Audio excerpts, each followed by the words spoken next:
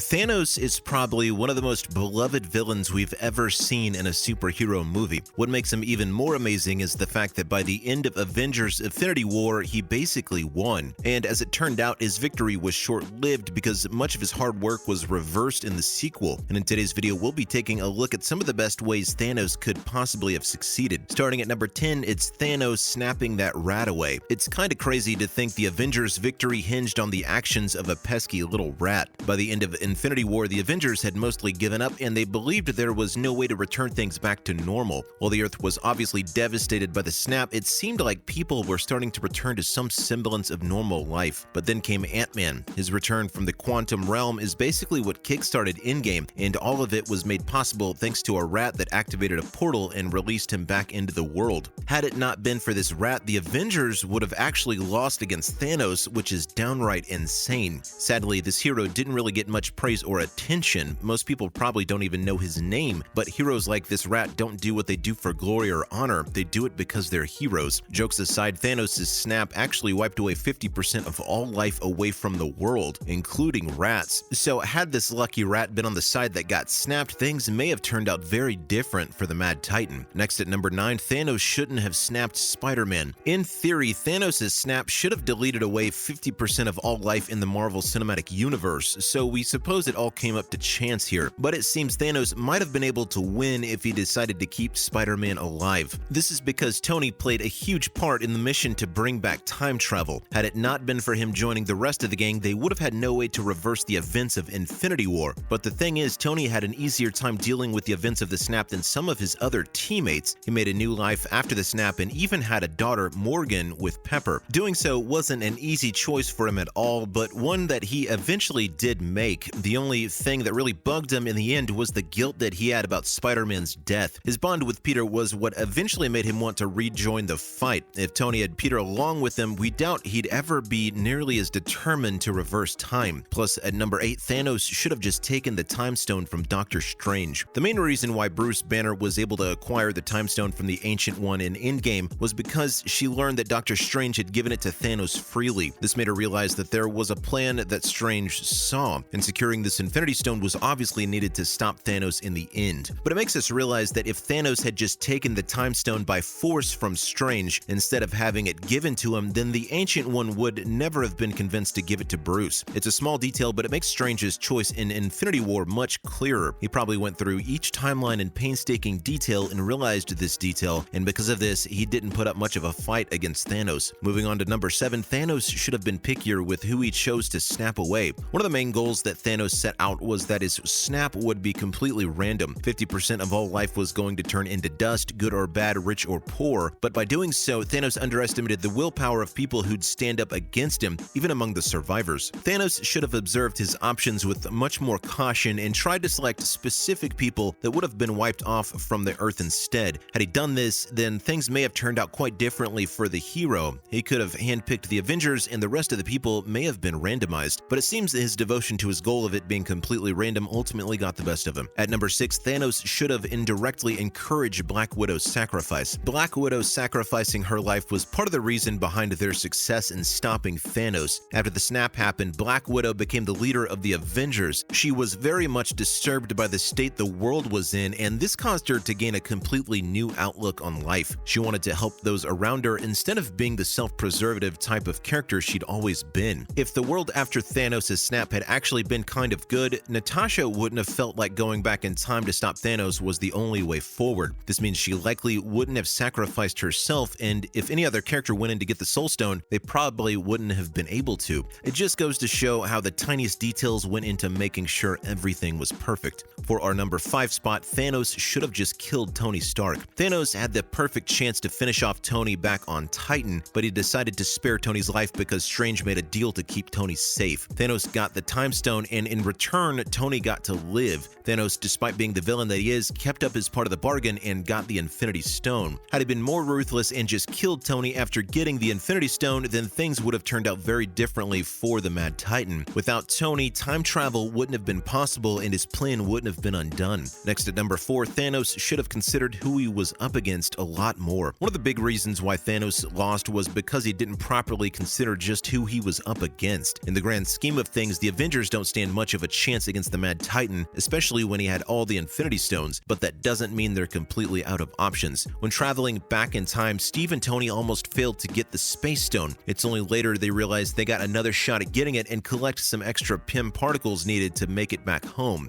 Iron Man and Captain America had this knowledge, which is why they were able to use it to win. If they didn't, Thanos probably would have won without too many issues. Not to mention, at number 3, Thanos could have just erased everyone's memories. You have to understand, Thanos had the ability to do just about anything he set his mind to by the end of Infinity War. So really, there's about a million different ways he could have won. A solution that might have been possible was if Thanos simply wiped away the memories of people who survived. In the past, Thanos felt like people were too ungrateful for the things he'd done for them, and that instead they should have appreciated him. Had he simply wiped away people's memory of himself and this snap, it's possible that people would have continued to live in a newly snapped universe without having any qualms. They wouldn't have hunted him down or tried to reverse things. Even a small change like simply having them forget the events of a day or two would have made it so the ending would have turned out very differently. At number 2, Thanos should have killed Nebula. Thanos, after capturing our version of Nebula, the one we've seen in the Guardians movies, holds her hostage. The alternate version of Nebula, who's still loyal to Thanos, is then left alone with the past version of Gamora. The OG Nebula is able to convince Gamora to turn against Thanos, and the two set out to find the past Nebula. The two are able to locate Nebula with the gauntlet in her hand, and Nebula is able to shoot her past self dead. This is what makes it so the gauntlet is retrieved by the heroes. It's safe to say if Thanos had simply killed the original Nebula, then the past version of Nebula would have succeeded in bringing him the gauntlet, and he would have been able to do the snap all over again. While he was definitely up for torturing her, it seems that killing her was a step too far, although like many other things that led to his defeat, he probably didn't consider it to be a priority. Finally, at number 1, Thanos and past Nebula should have been more discreet. Most fans didn't quite like the version of Thanos we saw in Endgame. He was quite different from the variant of the character we saw in Infinity War. This change makes sense though, since he's a younger version of the character who's less experienced and more hot-headed. He charged into battle without thinking about it too much. Upon entering the portal created by past Nebula and arriving at the battlefield, he immediately opened fire on the Avengers base. This started the final battle, which he ended up losing in the end. His defeat in the battle itself could have been avoided if he thought out his plan properly. Nebula had already managed to make her way into the Avengers base, and Professor Hulk was quite injured after snapping the dead people back to life. In such situations, Nebula may have been able to just get the gauntlet back and bring it to Thanos while everyone was busy helping out Banner. This could have meant that Thanos would just do the snap once more and get away with it without anyone even finding out. But of course, we wouldn't have gotten that epic climactic battle at the end of the movie.